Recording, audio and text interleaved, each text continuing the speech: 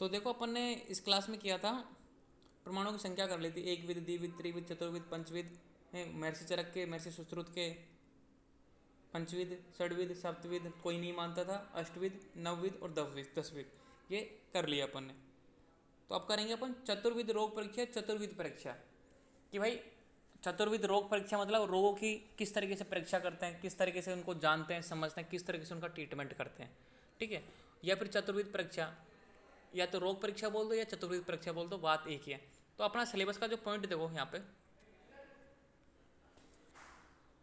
अपन ने देखो ये दूसरा पॉइंट कर लिया पूरा, ठीक है। अपन ने तीसरा पॉइंट कर लिया कि देखो प्रमाण according to different school of philosophy, मतलब विभिन्न दर्शनों के अनुसार प्रमाणों की संख्या अपन ने ये कर लिया।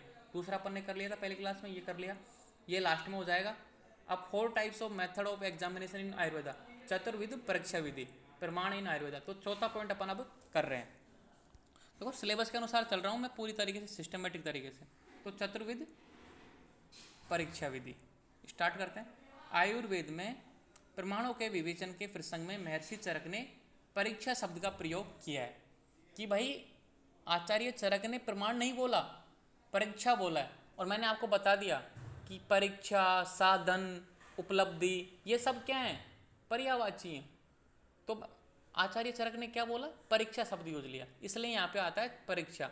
तो चतुर्विद प्रमाण नहीं आएगा, तो चतुर्विद परीक्षा आएगा, इसलिए लिख दिया आयुर्वेद में प्रमाणों के विवेचन प्रसंग में महर्षि चरक ने परीक्षा शब्द का यूज लिया है।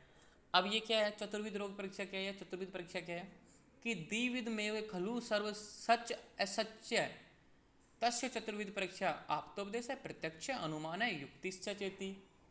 तो आपको पता ही भाई आचार्य चरक ने जो 4 प्रमाण माने हैं वही यहाँ पे होंगे। आचार्य चरक अनुसार 5 भौतिक जगत में वस्तुएं 2 प्रकार सत्य व असत्य होती हैं, 2 प्रकार की होती हैं। वो कौन कौन सी हैं, सत्य व असत्य। देखो यहाँ पे सचा, सच की मीनिंग है सत्य प्लस असत प्लस च। तो इसका जो संधि विच्छेद करते हैं तो सत्य प्लस असत प्लस च होता है, मतलब सत्य और असत्य। च यानी और होता है, सत्य यानी यथार्थ होता है, असत्य यानी अयथार्थ यानी झूठा। तो आचार्य, इसका जो पूरे श्लोक का मीनिंग क्या है, आचार्य चरक अनुसार 5 भौतिक जगत में वस्तुएं 2 प्रकार की होती हैं। कौन कौन सी, सत्य और असत्य, जिनकी परीक्षा 4 प्रकार से की जाती है। पहली है आप्तोपदेश, दूसरी प्रत्यक्ष, तीसरी अनुमान, चौथी है युक्ति। तो इन 4 प्रमाणों द्वारा, इन 4 परीक्षाओं द्वारा अपन रोगों की परीक्षा करते हैं। ये इसका आंसर है कि भाई चतुर्विध रोग परीक्षा में कौन कौन से प्रमाण इंक्लूड हैं। मतलब महर्षि चरक की ने बात की थी, तो महर्षि चरक वाले, क्योंकि अपन ने चरक वाले कर लिए ना यहाँ पे, ये देखो कि महर्षि चरक ने प्रत्यक्ष, अनुमान, आप्तोपदेश और युक्ति प्रमाण, वही बात है। तो आपको पता है भाई परीक्षा शब्द किसने यूज लिया, चरक ने। तो महर्षि चरक के कौन है, आप्तोपदेश, प्रत्यक्ष, अनुमान और युक्ति। इन 4 प्रमाणों से अपन को क्या सत्य है, क्या असत्य है, क्या झूठा है, क्या रियल है, क्या ट्रूथ है, वो उसकी जानकारी अपन को इन 4 प्रमाणों की वजह से मिलती है। एलोपैथी में नहीं मिलेगा ऐसा ज्ञान। एलोपैथी में बताओ आप किस तरीके से क्या करते हो, सारी चीज़ें यहाँ पे सिस्टमेटिक है, फंडामेंटल तरीके से। आप कोई पेशेंट आ रहा है, पेशेंट आया, ठीक है, जैसे अपन चतुर्विध रोग परीक्षा बात करते हैं, कोई पेशेंट आया, आपने प्रत्यक्ष किया, उसको देखा, ठीक है, उसको जाना, उसका सुना, सब कुछ आपने इंद्रियों का प्रत्यक्ष हो गया। फिर आपने उसका आप्तोपदेश, ऐसे उसने लक्षण बताए, ठीक है, मुझसे डॉक्टर साहब मेरा ये हो रहा है, मेरा अतिसार हो रहा है, मेरा पेट फूल रहा है, मेरा मतलब गुड़गुड़ हो रही है। तो आपने शास्त्रों में पढ़ा था, आपको टीचर ने बताया था, आपको गुरु ने बताया था, मतलब आप्तोपदेश, कि भाई ऐसा गुड़गुड़ हो, ठीक है, पेट अतिसार हो, ऐसा कुछ हो, मतलब वात की व्याधि। तो आप्तोपदेश यूज हो गया। आप युक्ति कर रहे हो, युक्ति लगा रहे हो कि इसको मैं ये औषधि दूंगा, इसको ये ठीक हो जाएगा, अगर वात को कम कर दूंगा, ठीक है, एक प्लानिंग कर रहे हो। अनुमान, तो भाई युक्ति को लास्ट में, अनुमान में एक ही बात है, दोनों को लास्ट में, क्योंकि विमान स्थान में एक कर दिया था ना, तो एक तरीके से अनुमान लगा रहे हो आप कि इसको ये औषधि देंगे तो ठीक हो जाएगा। तो चतुर्विध मतलब रोगों के निर्धारण करने में एक तरीके से, ये ठीक करने में एक तरीके से 4 प्रमाण काम आते हैं। तो चतुर्विध रोग परीक्षा इसलिए बोलते हैं। आपको जब भी ये क्वेश्चन आए चतुर्विध रोग परीक्षा से आप क्या समझते हैं, तो आपको ये लिखना है, ये श्लोक आपको याद करना है, ठीक है। तो अब अगला पॉइंट दोबारा से क्या, समझा, हेलो, दोबारा से समझा दीजिएगा। दोबारा से ये समझाता हूँ। कहने का मतलब ये है कि भाई इसका मीनिंग ये है, आप समझो, चतुर्विध रोग परीक्षा से आप क्या समझते हैं, क्वेश्चन आएगा कि चतुर्विध रोग परीक्षा से कि वे प्रमाण जिनकी सहायता से हम रोगों की परीक्षा करते हैं, रोगों को जानते हैं, रोगों को पहचानते हैं। ये हो गया लिखने का तरीका, बता रहा हूँ मैं एग्जाम में कैसे लिखना है। कि चतुर्विध परीक्षा से हम समझते हैं कि वे प्रमाण जिनकी सहायता से हम रोगों को पहचानते हैं, रोगों की चिकित्सा करते हैं। अब एक लाइन तो ये हो गई। दूसरी लाइन लिखनी है कि आयुर्वेद में प्रमाणों के विवेचन के प्रसंग में महर्षि चरक ने परीक्षा शब्द का यूज किया। ये दूसरी लाइन हो जाएगी। तीसरी लाइन आपको ये श्लोक लिखना है। फिर चतुर्थ लाइन में आपको ये लिखना है कि आचार्य चरक अनुसार पांच भौतिक जगत, मतलब भाई आपको पता है कि सभी चीज़ें पांच भौतों से बने, पंच महाभूतों से बनी है। अपना शरीर भी पंच महाभूतों से बना है और ये पूरा लोक मंडल संसार वो भी पंच महाभूतों से बना है। जानते हो कि भाई पांच भौतिक जगत में दो प्रकार की वस्तुएं होती हैं, सत्य और असत्य। एक तो रियल ज्ञान होता है, मैंने बताया ना, जैसे कि आपको स्नेक को स्नेक समझना, सोने को सोना समझना, ये तो है सत्य। अब जैसे आप स्नेक को रस्सी समझ रहे हो, रस्सी को स्नेक समझ रहे हो, ये है असत्य। तो आचार्य चरक अनुसार पांच भौतिक जगत में वस्तुएं दो प्रकार की होती हैं, सत्य व असत्य, जिनकी परीक्षा चार प्रकार से की जाती है। तो अब मान लो क्या सत्य है कि भाई ये रोग जो बता रहा है वही है कि नहीं है। पेशेंट ने बताया कि डॉक्टर साहब मेरे तो पेट दर्द है, नहीं मेरे सिर दर्द है। उसने बताया कि डॉक्टर साहब मेरे तो सिर में दर्द है। तो आप क्या एक्चुअली में उसके सिर में दर्द है? नहीं, आप उसकी परीक्षा करो, आप उसके प्रत्यक्ष देखो, उसको उसके लक्षण जानो, आप उसके आप्तोपदेश देखो। आपको पता लगेगा भाई गैस की वजह से, गैस ऊपर की ओर गई थी, इसने गैस मतलब वायु का वेग धारण किया जिससे इसके सिर में दर्द हुआ। तो क्या सत्य, मतलब एक तरीके से आपका पेशेंट झूठ बोल रहा है। तो क्या सत्य है क्या असत्य है, ये इन चार प्रमाणों से पता लगता है, आप्तोपदेश, प्रत्यक्ष, अनुमान और युक्ति। आचार्य चरक ने इनको चतुर्विध परीक्षा बोला है। तो चतुर्विध परीक्षा कौन सी है? आप्तोपदेश, प्रत्यक्ष, अनुमान और युक्ति। और क्वेश्चन आ जाए, मान लो कि अब 10 नंबर में आ गया ये क्वेश्चन, अब आप्तोपदेश आप पढ़ोगे, अगला चैप्टर आप्तोपदेश ही है। उसके बाद प्रत्यक्ष अगला चैप्टर, वो भी आप पढ़ोगे। अनुमान उसका अगला चैप्टर अनुमान है, वो भी आप पढ़ोगे। उसका अगला चैप्टर युक्ति है। पहला चैप्टर क्या है, मतलब दूसरा चैप्टर आप्तोपदेश है, तीसरा प्रत्यक्ष है, चौथा अनुमान है, पांचवा युक्ति है। ये प्रमाण आप पढ़ोगे। यही क्वेश्चन आप मान लो 10 नंबर या 20 नंबर में आ जाए तो आप्तोपदेश के बारे में लिख दो 5-6 लाइन, 5-6 लाइन प्रत्यक्ष के बारे में लिख देना, 5-6 अनुमान के बारे में लिख देना और 5-6 युक्ति के बारे में लिख देना। मैंने यहाँ पे क्यों नहीं लिखी, क्योंकि अपन ये चैप्टर ही पढ़ेंगे, सेपरेट सेपरेट पूरा चैप्टर ही पढ़ रहे हैं, समझ रहे हो। तो आपको आप्तोपदेश की परिभाषा लिख देनी है, आप्तोपदेश के कुछ लक्षण लिख देने हैं, प्रत्यक्ष की परिभाषा लिख देनी है, प्रत्यक्ष के कुछ लक्षण लिख देने हैं, अनुमान के परिभाषा लिख देनी है और अनुमान का यूज लिख देना है कि भाई आयुर्वेद में क्या यूज है, युक्ति की परिभाषा लिख देना और युक्ति का आयुर्वेद में यूज लिख देना कि क्या। तो ये क्वेश्चन के ऊपर डिपेंड करता है कितने नंबर का क्वेश्चन आता है। जैसे यही क्वेश्चन 20 नंबर में आ गया कि चतुर्विध रोग परीक्षा को विस्तार से समझाओ, ये तो सेम रहेगा, बिल्कुल डिट्टो। आपने लिख दिया, आप्तोपदेश लिखा, आप्तोपदेश की परिभाषा लिखने के बाद में आपने आप्तोपदेश के आयुर्वेद में यूज लिख दिए, क्योंकि अपन पढ़ेंगे, अगला चैप्टर आप्तोपदेश ही है। फिर प्रत्यक्ष की परिभाषा लिख दी, प्रत्यक्ष के आयुर्वेद में यूज लिख दिए। फिर अनुमान लिखा, अनुमान के आयुर्वेद में यूज लिख दिए। फिर युक्ति लिखी, युक्ति के आयुर्वेद में यूज लिख दिए और लास्ट में एक लाइन लिख दी। इस तरीके से चारों प्रमाण रोगों की परीक्षा करने में सहायता करते हैं, हेल्प करते हैं। बात खत्म, हो गया 20 नंबर का क्वेश्चन। तो किसी भी एक चैप्टर के हिसाब से आंसर मत दिया करो, आपने पूरा नॉलेज, क्योंकि पेपर आता है पूरे नॉलेज के हिसाब से, पूरी बुक से आता है। तो एग्जामिनर चाहता है कि पूरी बुक का एक तरीके से मिश्रित या सम्मिश्रण, मतलब एक तरीके से मिला के आंसर दे, एक यूनिक आंसर दे। आपको चतुर्विध रोग परीक्षा आएगी 10 नंबर, आप इतना सा लिख के आओगे तो नंबर आएंगे कहाँ से, कट जाएंगे नंबर। तो आपको आंसर देने का तरीका आना चाहिए। इसलिए मैं बोलता हूँ आपको क्वेश्चन सोल्व करो, मैं बताऊंगा किस तरीके से सोल्व करने हैं। लेकिन किसी व्यक्ति अभी भेजे नहीं, किसी व्यक्ति ने कि मैंने ये सोल्व कर लिया, कोई मुझे भेजेगा PDF बना के, फिर मैं आपको बताऊँगी बेटा ऐसे करना है, इसमें थोड़ा ऐसे लिखना। लेकिन किसी ने मुझे आज तक भेजे नहीं अभी तक। अब देखो समझ में आ गया अब? Hello, yes sir. ओके। अब देखो यस सर। अगली है त्रिविध प्रमाणों में सभी प्रमाणों का समावेश। कि भाई अब देखो सिलेबस का पॉइंट दिखा देता हूँ पहले मैं आपको। ये चौथा पॉइंट अपन ने कर लिया ना चतुर्विध परीक्षा। अब देखो सुडिक्शन ऑफ डिफरेंट प्रमाण अंडर 3 प्रमाण, मतलब जितने भी प्रमाण है उनको 3 प्रमाणों के अंदर समावेश है। तो अपनी हेडिंग यही है, त्रिविध प्रमाणों में सभी प्रमाणों का समावेश, सब डिविजन ऑफ डिफरेंट प्रमाण अंडर 3 प्रमाण्स। कि भाई तीनों प्रमाणों में सभी प्रमाणों का समावेश कैसे हो गया। तो आयुर्वेद में सैद्धांतिक रूप से 3 ही प्रमाण, आप्तोपदेश, प्रत्यक्ष अनुमान स्वीकार किए गए हैं। अन्य सभी प्रमाणों का अंतर्भाव इन्हीं तीनों में कर लिया गया।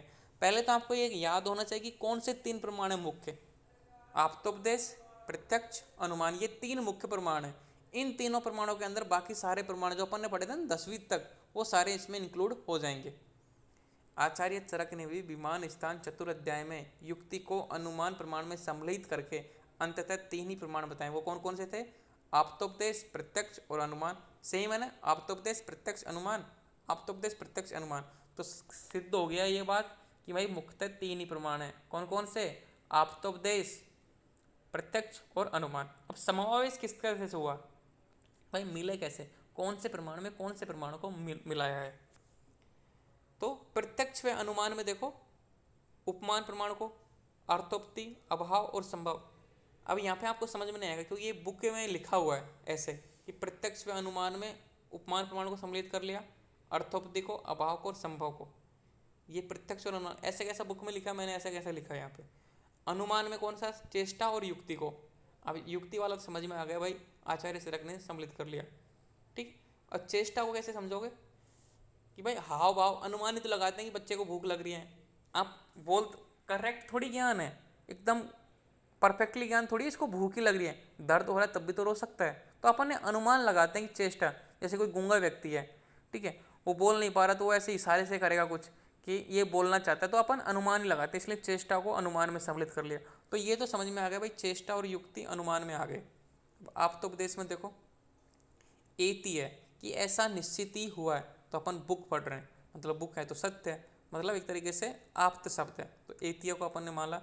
और उपमान, उपमान यानी उपमा, तो अपन श्रेष्ठ व्यक्ति की तुलना करते हैं, तो श्रेष्ठ व्यक्ति तो सब सर्व जगत है, उसको सब जानते हैं, उससे तुलना करते हैं, इसलिए इसको आप्तोपदेश, क्योंकि उस श्रेष्ठ व्यक्ति को अपन सर आवाज नहीं आ रही है। आवाज नहीं आ रही? अब आ रही आवाज? आ रही है सर, आ सर रही आ है। रही है। अब देखो आप्तोपदेश में सर आवाज नहीं आ रही है। आपके पास आ रही है, अदर स्टूडेंटों के पास आ रही है? यस सर आ रही है सर। यस सर आ रही है। रक्षिता, कौन बोल रहा है, किसके पास नहीं आ रही आवाज? मैं देखता हूँ कौन है। हाँ, सबके पास आ रही है आवाज, आपके ही नेटवर्क में प्रॉब्लम है। अब देखो आप्तोपदेश में एतिय तो समझ में आ गया, उपमान जैसे कि मैंने बताया था ऋतिक रोशन, क्योंकि उसको सब जानते हैं, वो सत्य है, तो उससे तुलना करने की वजह से इसलिए इसको आप्तोपदेश। जैसे कि किसी व्यक्ति की सलमान खान, कैटरीना कैमरन, वो सत्य है, उसको सब जानते हैं, इसलिए उन जो प्रसिद्ध व्यक्ति या प्रसिद्ध वस्तु से तुलना करने के कारण इसको आप्तोपदेश में इंक्लूड कर लिया। अब ये समझ में नहीं आया होगा आपको, इसलिए मैंने आगे लिख दिया क्लियर करके।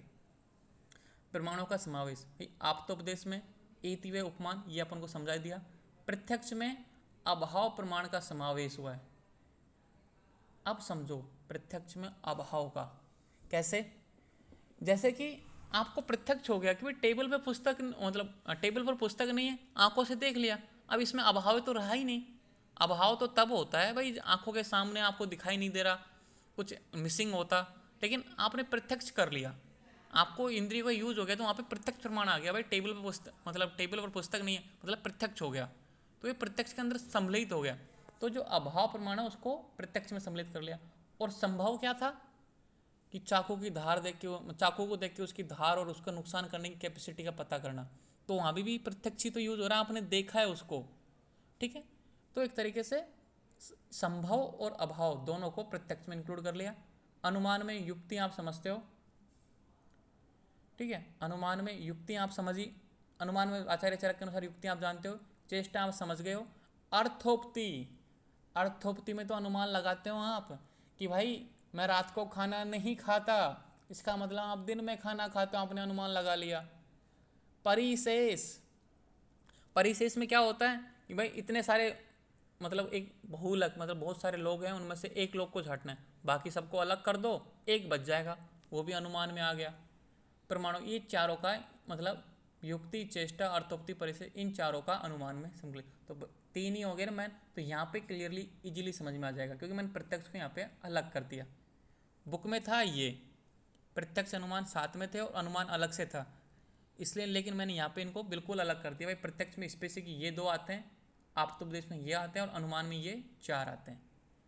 ठीक है, तो ये हो गए युक्ति, चेष्टा, भाई त्रिविध प्रमाणों का समावेश। मतलब अपना जो सिलेबस का कौन सा पॉइंट था, सब्जेक्शन ऑफ डिफरेंस प्रमाण अंडर 3 प्रमाण, मतलब ये हो गया। अब है practical application of method of examination, परीक्षा विधि ऑफ इन ट्रीटमेंट, मतलब चिकित्सा में क्या यूज है इन प्रमाणों का, और यही है नेसेसिटी एंड यूज ऑफ परीक्षा, मतलब पहला और छठा इनका एक ही मतलब है।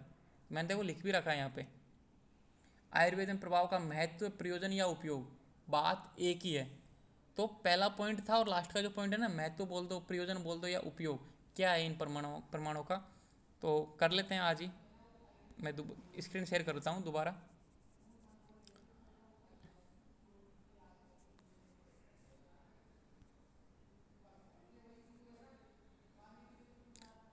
आयुर्वेद में प्रमाणों की उपयोगिता ये रहा, तो उसमें महत्वता, उपयोगिता, चिकित्सा, सब मतलब जितनी हेडिंग थे ना मैं लिख दूंगा उस पीडीएफ में, ये इतना सा मतलब यही है। तो आयुर्वेद में प्रमाणों की उपयोगिता, यूज, महत्व सब यही है। तो जो पहला पॉइंट था और लास्ट का पॉइंट था सिलेबस का, वो अपन इसमें कवर कर रहे हैं। तो पहला है, चरक व सुश्रुत मत अनुसार आयुर्वेद में जो कुछ भी कहा गया है वह प्रमाणों की कसौटी पर सत्य उतरने के बाद कहा गया है, इससे ऐसा कुछ भी नहीं है जो असिद्ध हो या प्रमाण विरुद्ध हो। ये बात आपको कान खोल के धारण कर लेनी है।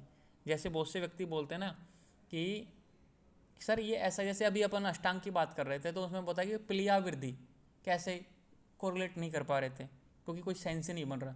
तो अपन ऐसे थोड़ी बोल सकते हैं कि भाई किताब में गलत लिखा है, श्लोक गलत है।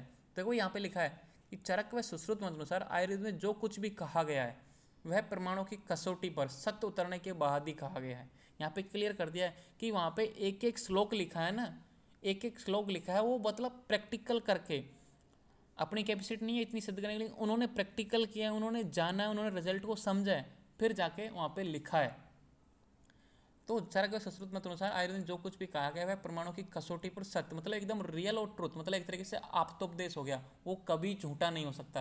तो चरक संहिता और सुश्रुत संहिता, उनके एक एक वर्ड आज भी सत्य हैं और आने वाले हजारों साल, लाखों साल बाद भी वो सत्य रहेंगे, मतलब आप्तोपदेश हैं, कभी झूठे नहीं होंगे। इनमें ऐसा कुछ भी नहीं है जो असिद्ध हो या प्रमाण विरुद्ध हो।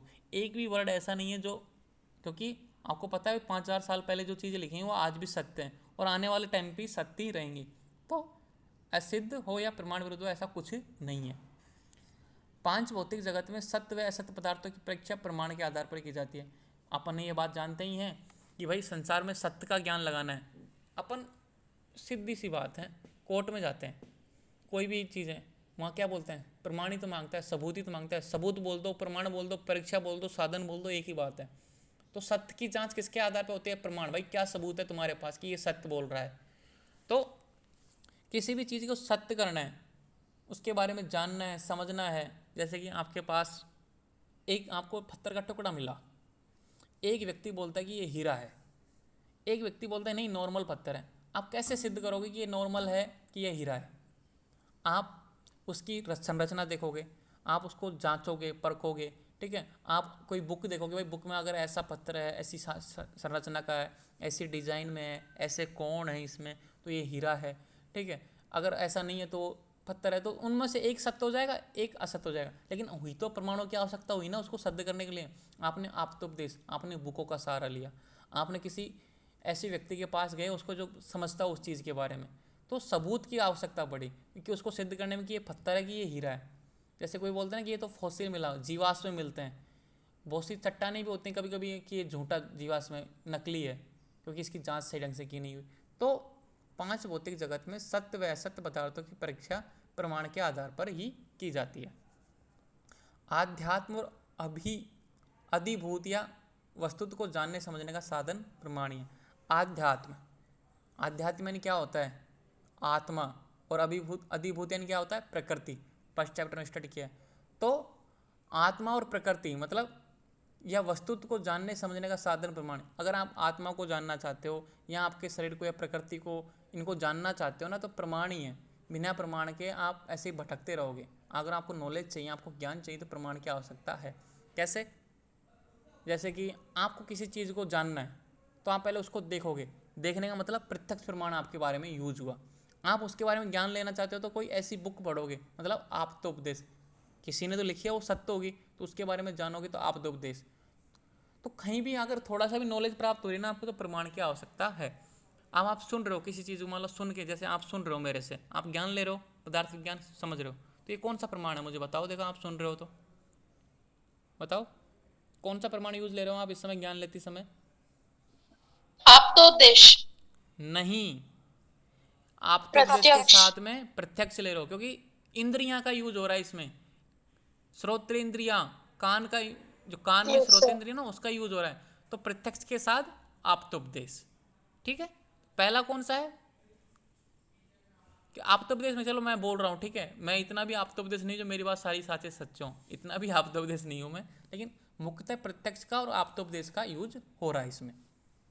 तो आप समझ जानो कि भाई किसी भी चीज़ को जानने और समझने का साधन प्रमाण है। तो आप समझ लो अब कि आप अगर आप पढ़ रहे हो, ज्ञान ले रहे हो इस समय पदार्थ विज्ञान का, तो दो प्रमाण यूज हो रहे हैं। एक तो प्रत्यक्ष, प्रत्यक्ष यानी आप कान से सुन रहे हो, प्रत्यक्ष है आपके सामने, आप सुन रहे हो, ठीक है। दूसरा आप्तोपदेश, मतलब आप मुझ पर भरोसा करते हो कि मैं जो बोल रहा हूँ सत्य बोल रहा हूँ, ठीक है, कि भाई टीचर जो बता रहा है वो सत्य बता रहा है। तो इस तरीके से दो प्रमाणों का यूज हो रहा है। चौथा है आयुर्वेद में पुनर्जन्म की सिद्धि चरक संहिता सूत्र स्थान के 11वें अध्याय में चतुर्विध प्रमाणों द्वारा की गई है। भाई पुनर्जन्म की सिद्धि इन चारों प्रमाणों के द्वारा ही सिद्ध होती है। क्वेश्चन आएगा कि पुनर्जन्म को सिद्ध कीजिए, तो आपको ये लाइन लिखनी है कि आयुर्वेद में पुनर्जन्म की सिद्धि चरक संहिता सूत्र स्थान के 11वें अध्याय में चतुर्विध प्रमाणों द्वारा की गई है। 11वां अध्याय है 17वां अध्याय, 11वां है, 11वें अध्याय में चतुर्विध प्रमाणों द्वारा की गई है कि पुनर्जन्म की सिद्धि। मैं इसका आंसर दूंगा, ये क्वेश्चन आता है कभी कभी, तो मैं इसका क्वेश्चन का आंसर मैं आपको ग्रुप में भेज दूंगा कि पुनर्जन्म की सिद्धि कैसे होती है वो सिद्ध करो। औसत द्रव्यों के गुण कर्म व पहचान के लिए प्रमाण का प्रचुर उपयोग आयुर्वेद में किया गया है। अब समझो इस चीज़ को, भाई औसत द्रव्यों के गुण कर्म व उनके पहचान के लिए प्रमाण का प्रचुर उपयोग आयुर्वेद में किया गया है। जैसे कोई मेडिकल प्लांट है, औषधि है, जैसे आप कोई औषधि मिली, कोई पत्ता मिला, तो आप उसके पहले जानोगे कि भाई कौन सा पत्ता है ये, या तो उस जानने के लिए क्या करोगे, ग्रंथ देखोगे, पुराने ग्रंथ, भाई ऐसी साइज का है, ऐसे आकार का है, इसका ऐसा रस है, मीठा खाने में ऐसा है, तो आप उसके बारे में जानोगे, तो आप्तोपदेश हुआ। तो औषधि द्रव्यों के गुण धर्म व उनकी पहचान के लिए प्रमाण का उपयोग जरूरी है। विविध प्रकार की रोगी परीक्षा, रोगी के बल, वीर्य, आयु आदि को देखकर औषध का चयन, ये सब प्रमाण पर ही आधारित है। अतः आयुर्वेद में प्रमाणों की महती उपयोगिता है।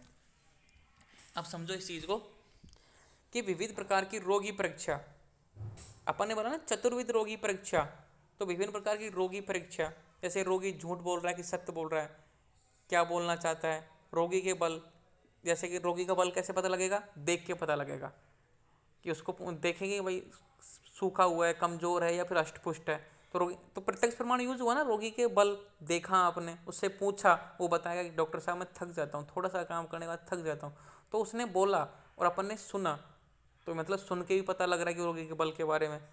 वीर्य, जो उसकी मतलब पोटेंशियल क्षमता है, कितना कार्य करने की क्षमता है, 100 दंड बैठक लगा सकता है, मतलब ये तो गलत बात होगी, दंड बैठक तो क्या लगाएंगे रोगी से, लेकिन वो कितना मजदूरी कर सकता है, कितनी देर तक काम कर सकता है, तो कितनी पोटेंशियल, उसकी कितनी क्षमता है, उससे जानेंगे, वो बताएगा अपन को, तो अपन सुन के उसके बारे में जानेंगे। आयु, उसकी आयु पूछेंगे, उसके रूप रंग वर्ण जितने भी उसके हाव भाव देख के उसकी आयु का अनुमान लगाएंगे अपन। अनुमान प्रमाण यूज हो रहा है और वो खुद भी बताएगा, तो प्रत्यक्ष, तो अपन को मैच कर लेंगे कि भाई हाँ ठीक है। देखकर औसत का चयन, अब इन सबको देख लिया आप, फिर इन चीज़ को देखने के बाद में अनुमान लगा रहे हो, इसकी आयु इतनी है, इसका बल इतना है, इसका बल कम है तो इसको मृदु वाली, जो मृदु औषधि है ना, नॉर्मल औषधि देनी चाहिए। या अगर मान लो कि ताकत वाला व्यक्ति है, जवान व्यक्ति है, तो इसको हाई डोज वाली औषधि दे सकते हैं। तो देखकर औषध का चयन, ये सब प्रमाण, मतलब अनुमान, अब अनुमान प्रमाण यूज हो रहा है, तो जगह जगह पर पग पग पर चारों प्रमाण यूज होते हैं, प्रत्यक्ष, अनुमान, आप्तोपदेश और युक्ति। तो युक्ति का तो अनुमान में सम्मिलित हो ही गया, तो प्रत्यक्ष, आप्तोपदेश और अनुमान, इन तीनों प्रमाणों का पग पग पर यूज होता है। अतः आयुर्वेद में प्रमाणों की महती उपयोगिता है। अब मुझे एक ऐसा एग्जाम्पल बता दो अगर आप, कि जहाँ पर प्रमाण का यूज नहीं हो रहा हो, मैं मान जाऊँगा कि भाई अब आप मतलब कोई ऐसी चीज़ बताओ जहाँ पे मुझे प्रमाण का यूज नहीं हो रहा हो, कोई ऐसी चीज़ बता दो मुझे। हर जगह प्रमाण का यूज होता है, हर जगह। आप किसी को सुन रहे हो तो भी प्रमाण है, आप किसी को देख रहे हो तो भी प्रमाण है। वहाँ पे कौन सा है? प्रत्यक्ष। आप किसी के बारे में कुछ भी थिंकिंग कर रहे हो, अनुमान लगा रहे हो, वो अनुमान में आ जाता है। आप किसी से ज्ञान प्राप्त कर रहे हो, किसी चीज़ को पढ़ रहे हो, किसके बारे में नॉलेज प्राप्त हो, आप तो उपदेश हो जाता है। तो हर जगह प्रमाण है। अब ये हो गया आयुर्वेद में प्रमाण की उपयोगिता। अगर इसमें भी अगर हम आपका एक पन्ना भरता है और क्वेश्चन हो जाता है 10 नंबर में, तो आप देखो, आप तो उपदेश पढ़ोगे, आप प्रत्यक्ष पढ़ोगे, आप युक्ति पढ़ोगे, आप अनुमान पढ़ोगे, सारे प्रमाण पढ़ोगे आप सेपरेट। तो आप यहाँ पे लिख सकते हो, पर आगे प्रत्यक्ष प्रमाण की आयुर्वेद में उपयोगिता, फिर अगला लिख सकते हो आप तो उपदेश प्रमाण की आयुर्वेद में उपयोगिता, अगला लिख सकते हो युक्ति प्रमाण की आयुर्वेद में उपयोगिता, अगला लिख सकते हो उपमान प्रमाण की आयुर्वेद में उपयोगिता। कितना ही बड़ा लिखना चाहो लिख सकते हो, क्योंकि आपके पास सब कुछ है। आपके पास नॉलेज होनी चाहिए, आपके पास लिखने का तरीका आना चाहिए। ठीक है, आप इसी क्वेश्चन में प्रत्येक चारों प्रमाण जितने पढ़ोगे ना, आप पूरे सेकंड पेपर में जितने प्रमाण आप पढ़ोगे उन सबकी आयुर्वेद में उपयोगिता लिख सकते हो। 3 पेज भरो, 4 पेज भरो, जितना बड़ा क्वेश्चन आता है उतना बड़ा आंसर लिखो, परेशानी खाएं, क्योंकि सब कुछ आपको पढ़ाऊंगा मैं, सब कुछ आपके सामने रहेगा। तो मिक्स करना सीखो, नॉलेज को चैप्टर वाइज मत रखो, मिक्स करना सीखो कि भाई अगर ये क्वेश्चन आ गया तो अपन वहाँ से भी उठा के यहाँ पे इसमें डाल सकते हैं, पुट कर सकते हैं, ऐड कर सकते हैं। ठीक है, तो ये हो गया चैप्टर पूरा। 6 के 6 जितने भी सिलेबस के पॉइंट थे अपन ने सारे कवर कर लिए इस चैप्टर में। अगला चैप्टर है आप्तोपदेश प्रमाण, वो कल करेंगे। इससे पहले इसके क्वेश्चन देखूंगा, क्वेश्चन मैं आपको कल करवा दूंगा। ठीक है, और कल आपको ये पीडीएफ भी मैं भेज दूंगा, आज ही भेज दूंगा रात को 12-1 बजे कंप्लीट करके क्वेश्चन बना के। Okay, thank you. Yes sir.